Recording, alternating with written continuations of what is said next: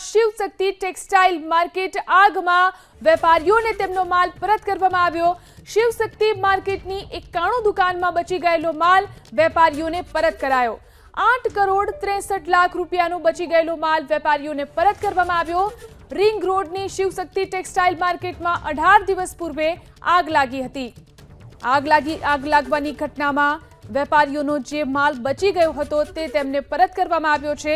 91 દુકાનની અંદર જે માલ બચ્યો હતો તે વેપારીઓને પરત કરાયો।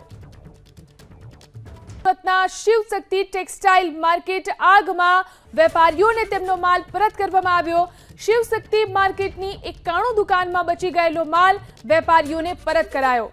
8 કરોડ 63 લાખ રૂપિયાનો બચી ગયેલો માલ વેપારીઓને પરત કરવામાં આવ્યો।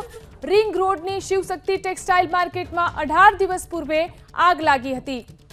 આગ લાગવાની ઘટનામાં વેપારીઓનો જે માલ બચી ગયો હતો તે તેમને પરત કરવામાં આવ્યો છે। 91 દુકાનની અંદર જે માલ બચ્યો હતો તે વેપારીઓને પરત કરાયો।